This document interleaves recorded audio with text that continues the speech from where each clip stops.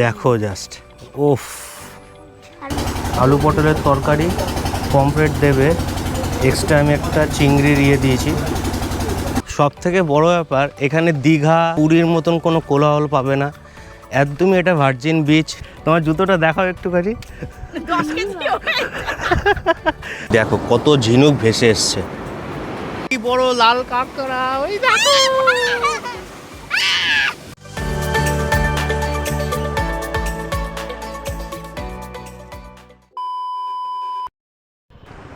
Good morning বন্ধুরা, পঞ্চলিঙ্গেশ্বর উড়িষ্যার আর একটা নতুন একটা ব্লগে তোমাদের স্বাগত জানাই। আমরা এখন বেরিয়ে পড়লাম প্রবল বৃষ্টি নিম্নচাপের মধ্যে বালাসোর একটা নির্জন বিচের উদ্দেশ্যে। দেখো কি অবস্থা, পুরো ক্যামেরা ওয়াটারপ্রুফ কেসিং করা, তারপরও উপরে পুরো জলের ফোঁটা ফোঁটা পড়ে রয়েছে, যার জন্য হয়তো ভিডিওটা আমার একটু পরিষ্কার কম লাগবে, কিন্তু কিছু করার নেই। গোপ্রো তো জানোই, মাইক লাগালে, মাইক অ্যাডাপ্টার লাগালে ওয়াটারপ্রুফ কাজ করে না, যেন মাইক খুলে দিয়ে পুরোপুরি ওয়াটারপ্রুফ কেসের মধ্যেই আমি ওটাকে ভরে নিয়েছি। পঞ্চলিঙ্গেশ্বর মন্দির থেকে দুবলাগাড়ি বা বাগদা বিচ মাত্র 61 কিলোমিটার্স পরে। এখান থেকে কলকাতার দূরত্ব হচ্ছে 245 কিলোমিটার। তো চলো, আমরা সামনেই একটা বাদিকে সার্ভিস রোড ধরে আমরা বিচে যাওয়ার রাস্তাটায় উঠে পড়লাম। দেখো বৃষ্টিটা একটু থেমেছে, যার জন্য একটু পরিষ্কারও দেখতে পাওয়া যাচ্ছে ভিডিওটা। খুব সুন্দর, দুপাশে ঘন গাছ, মাঝখান থেকে রাস্তা, যেতে ভালোই লাগছিল। শুধু রোদ্রের অভাব ছিল, যার জন্য আমরা সকাল থেকে ওয়েট করেছিলাম যে একটু রোদ হলেও হয়তো ওয়েদারটা ভালো লাগবে। এ দেখো সামনে ডান দিকে সব মাছের ভেড়ি, এই যে সকাল সকাল এসছে কন্টেনার করে মাছ নিয়ে যাওয়ার জন্য।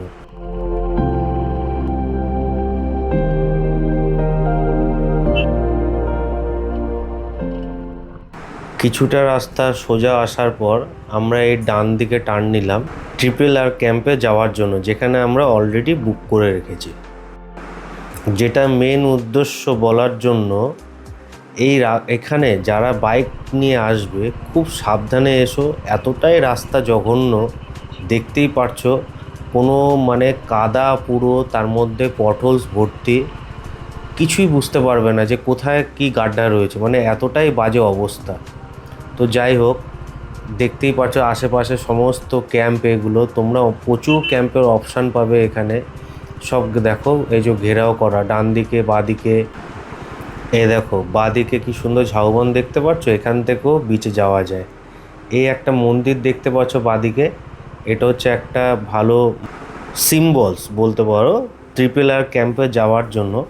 সুন্দর পরিবেশ, কিন্তু রাস্তাটা খুবই জঘন্য আমাদের, মানে এতটাই কোমর ব্যথা হয়ে গেছে সে বলবার মতন নয়। আমরা প্রায় চলে এসেছি। এ দেখো ডান দিকে, ইনি হচ্ছেন ম্যানেজার বা ইনি দেখাশোনা করেন, ওনাকে ফোন করেছিলাম। এখানে আসা রাস্তাটা বাদ দিয়ে পরিবেশটা আমার খুব ভালোই লেগেছে। চলো আমরা একটু ফ্রেশ হয়ে আবার ক্যামেরার সামনে আসছি। তো আমরা পৌঁছে গেছি, দেখতেই পাচ্ছ এই যে সুন্দর একটা ডাব ওয়েলকাম ড্রিঙ্ক দিয়েছে ওরা। তো এটা হচ্ছে বাগদা RRR ক্যাম্প। তোমাদেরকে আরও ডিটেলসে পুরো এই ক্যাম্পটার ঘুরে দেখাবো। আগে আমরা বিচের পার্টটা একটু ঘুরে আসি। জানি এখানে সবসময় জল থাকে না, যার জন্য এখানে খুব কম টাইমে জল পাওয়া যায়। তো আমরা একটুখানি ঘুরে দেখি ওখানটায়, তারপর তোমাদের পুরো ক্যাম্প, তারপর কি খাওয়া দাওয়া করব, আমরা সমস্ত কিছু তোমাদেরকে ডিটেল দেবো।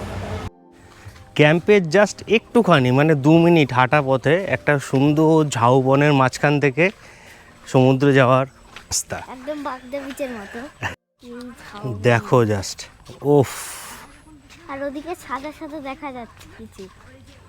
সব থেকে বড় ব্যাপার, এখানে দীঘা পুরীর মতন কোনো কোলাহল পাবে না, একদমই এটা ভার্জিন বিচ। কোনো লোকের চিৎকার চেঁচামেচি ধাক্কা ধাক্কি দীঘাতে যেমনি হয়, মানে বাঙালিদের অ্যাকচুয়ালি সমুদ্র মানে একটাই নাম আসে, দীঘা বা পুরী, মন্দারমণি, এইসব।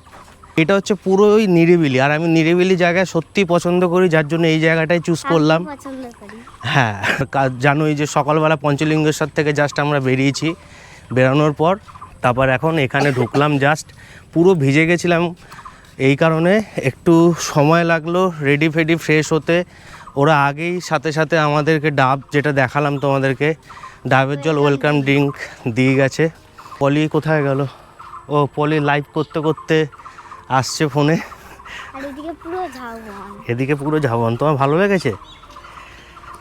মানে একদম দারুণ, মানে যদি কেউ আসো তাহলে বুঝতে পারবে। একটা জিনিস, এখানে আসতে গেলে এতটাই জঘন্য। উড়িষ্যাতে আমি তো আগের বছরও গেছি, এবছরও আসলাম, মানে পুরো উড়িষ্যার মধ্যে যদি খারাপ রাস্তা হয় মানে এই বিচে আসার জন্য বা এই ক্যাম্পে আসার জন্য সেই রাস্তাটা এতটাই খারাপ রাস্তা যে মানে গাড়ি যদি তুমি সেইভাবে না চালাও যখন তখন তুমি অ্যাক্সিডেন্ট করতে পারো, এতটাই বাজে রাস্তা। যেরকম কথায় কথায় মানে একটু জাস্ট 1 মিটার ডিস্টেন্স 2 মিটার ডিস্টেন্সে বাম্পার, অযথা বাম্পার দিয়ে রেখে দিয়েছে। তা যারাই আসবে বর্ষাকালে অ্যাকচুয়ালি এই সময়টায় খুব ভালো লাগে দেখতে এখানে। তো যারাই বর্ষাকালে আসবে একটু দেখে শুনে এসো, ওই দেখো। ব্যাস আর কিছু না।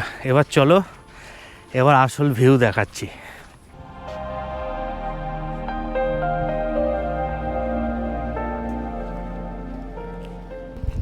আরেকবার সমুদ্র দেখলাম।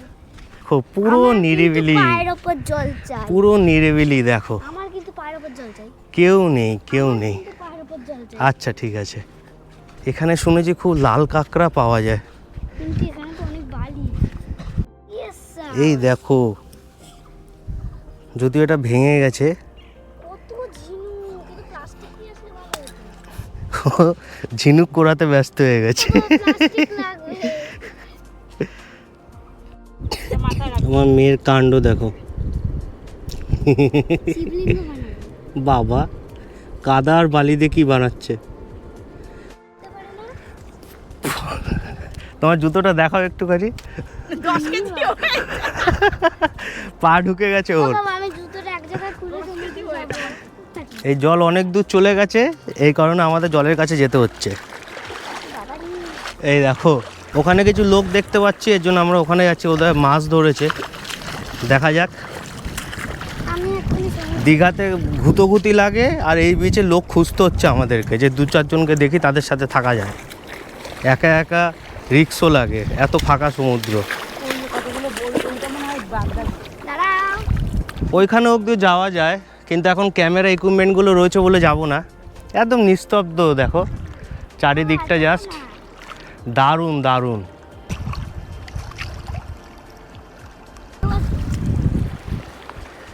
আসলে এই যে দেখো একটু দূরে ঢেউ আছে, এবার অচেনা জায়গা, বুঝতেও পারছি না যে কতটা কি জল রয়েছে, এর জন্য বেশি দূর যাচ্ছিও না।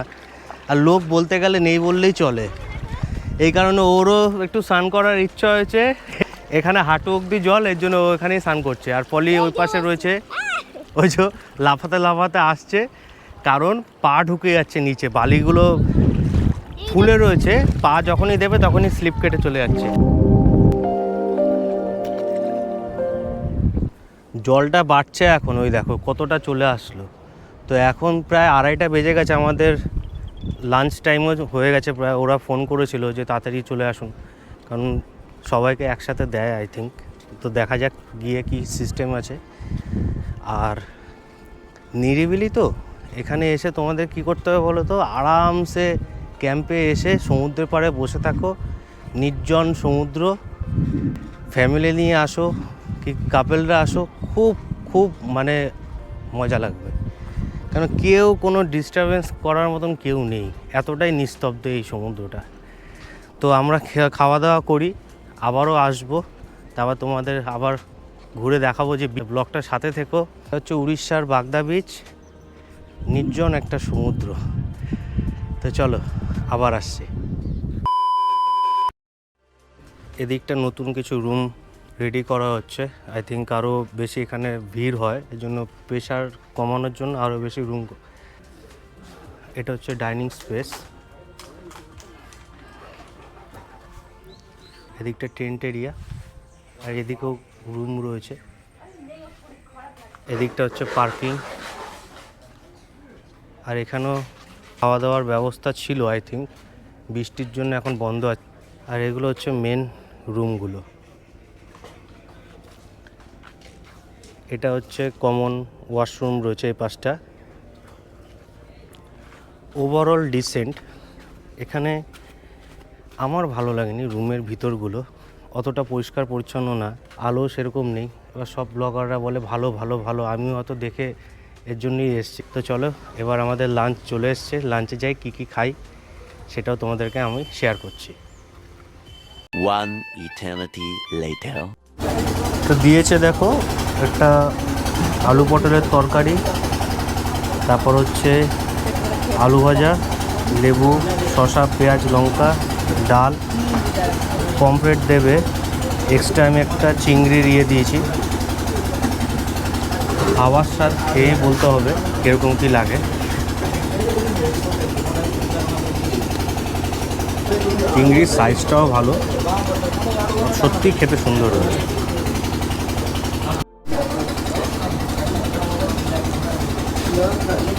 এবার পমফ্রেটটা খেয়ে দেখা যাক। পমফ্রেটের মধ্যে অনেকটা মাংস রয়েছে, অনেকটা, অনেক বড় পমফ্রেট। অনেক বড়ও দিয়েছে সাইজে, দেখো যথেষ্ট বড়। বড় সাইজের হবে।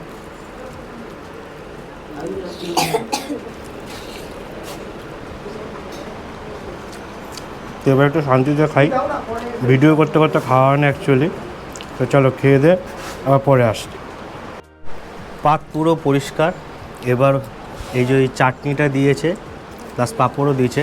আর আমি যেগুলো আমি দেখালাম যে আমরা খেলাম, চিংড়ি মাছ, পমফ্রেট মাছ, সমস্তটা পুরোটাই প্যাকেজের মধ্যে, এক্সট্রা কিচ্ছু আমি অর্ডার দিও নি। তো ওরা বললো দাদা এগুলো আছে। কাঁকড়া খাওয়ার ইচ্ছা ছিল ওদের, ওখানে আজকে পাওয়া যাচ্ছে না। রাত্রে রিকোয়েস্ট করেছি কাঁকড়া খাওয়ার জন্যই, বেসিক্যালি সমুদ্রে সবাই কাঁকড়াই খায়। পেলাম না, এটা খুব বাজে লাগছে। কিন্তু রাত্রেবেলা যে ম্যানেজার সে আমাকে বলেছে যে দাদা রাত্রেবেলা বলতে ব্যবস্থা করে দিচ্ছি।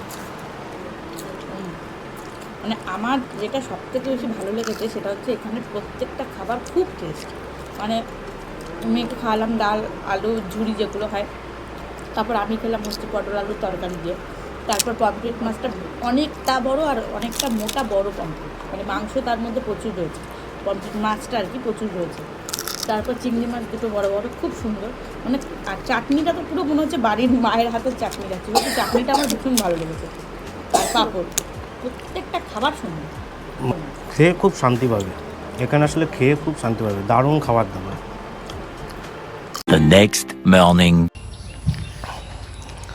গুড মর্নিং ফ্রম বাগদা বিচ। সবাইকে স্বাগত। কালকে তো তোমরা দেখেইছো।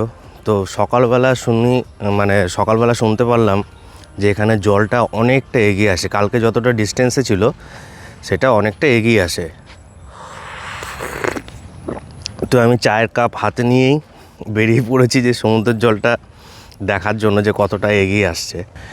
এখান থেকে সমুদ্রটা দেখে তারপর কিছুটা মজা নিয়ে উপভোগ করে স্নান করার কোনো প্ল্যান নেই, যেহেতু মেয়েরও শরীর খারাপ জানোই, এই জন্য আমরাও করবো না। তো এখান থেকে দেখে ঠেকে তারপর হচ্ছে লাগেজ প্যাক করে বাড়ি। এখানে ব্রেকফাস্ট পর্যন্ত আমাদের প্যাকেজ রয়েছে, তো ওর জন্য ব্রেকফাস্ট করে আমরা বেরিয়ে যাব। তো এখন আমি ঝাউবন থেকে হেঁটে হেঁটে যাচ্ছি, সমুদ্রের গর্জন এখান থেকে শোনা যাচ্ছে। তো চলো সামনে গিয়ে তোমাদেরকে দেখাচ্ছি। উফ কি জল দেখো, এবার মনে হচ্ছে দীঘা। ওর পাশে মাছ ধরছে সবাই, দেখো সেই ঢেউ সেই। এখন কালকে কোথায় জল ছিল। এটাকে অ্যাকচুয়ালি হাইড অ্যান্ড সিক বিচও বলে, কারণ এর জল যখন ভাটা হয় তখন চোখে দেখা যায় না, অনেক দূর যেতে হয়। আর যখন জোয়ার থাকে তখন এই যে দেখতেই পাচ্ছ একদম সামনে। আর জেনারেলি আমরা দীঘাতে গিয়েও দেখেছি যে সকালবেলা জলটা অনেকটা বেড়েই থাকে, বেলার দিকে আস্তে আস্তে কমে। জাস্ট অসাম লাগছে। ওইদিকে দেখো মাছ ধরছে, স্নান করছে। এই বিচে আসলে প্রচুর ঝিনুক পাবে, প্রচুর ঝিনুক। এই দেখো সব সময় পড়ে থাকে।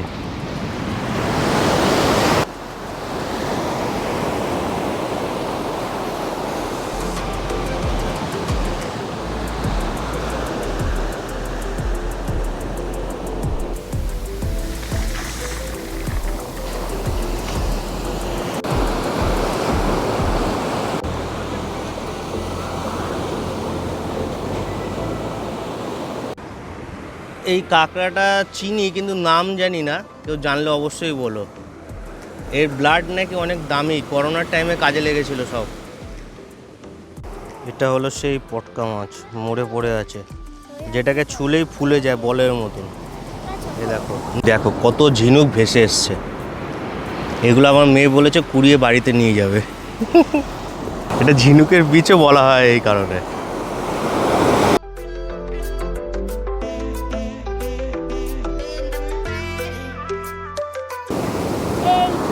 এই এই এই আবার ফোনটা যাবে, আবার আমার কাছে দাও।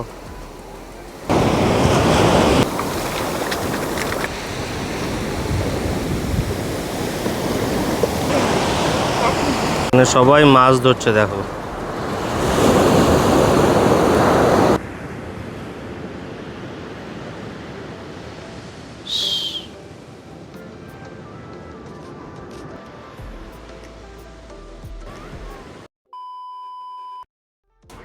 সকালবেলা ব্রেকফাস্টে আমাদের চলে এসছে এ দেখো, লুচি, আলু আর মটরের তরকারি দিয়েছে, তারপর ডিম আছে, একটা করে মিষ্টি আছে আর পেঁয়াজ লঙ্কা। সিম্পল খাবার দাবার। এটা খেয়ে আমরা এবার ব্যাকপার্টটা নিয়ে বাড়ির দিকে রওনা দিচ্ছি। তো চল। 1 hour later. বাগদা বিচের ব্লগ এখানেই শেষ করলাম। দেখতে পেলে সমুদ্রে খুব সুন্দর লাগছে সকালবেলা। কালকে বিকালবেলা এসে জলটা অনেকটা দূরে ছিল, তো সকালবেলাটা এসে মনে হলো যে না সত্যিই সার্থক হয়েছে এই জায়গাটা আসা। আর এখানে হোটেলের পার হেড হচ্ছে 1800 টাকা করে নেয় পার পারসন। আমার বাচ্চা যেহেতু রয়েছে ওর জন্য কোনো টাকা নেয়নি, কিন্তু অন্য অন্য যারা ক্যাম্পগুলো রয়েছে তারা চার্জ করছিল যে পার পারসন হিসেবে লাগবে। আর থাকা খাওয়া সমস্ত কিছু নিয়ে আমি বললাম যে 1800 টাকা লাগবে, ইনক্লুডিং তার যেদিনকে তুমি চেক আউট করছো তার ব্রেকফাস্টটা নিয়ে। তো তোমাদের পুরো ভিডিওটা কেমন লাগলো? এত দূর এসছো যখন নিশ্চয়ই ভালো লেগেছে, তো অবশ্যই লাইক কমেন্ট শেয়ার করো। আর প্রত্যেকটা এপিসোডে কেমন ভিডিও আরও কি ইমপ্রুভমেন্ট করতে হবে আমাকে, বা কীরকম কী করলে আরও তোমাদের ভালো লাগবে সেটাও জানিও। তো চলো, ভালো থেকো, সুস্থ থেকো সবাই, টাটা।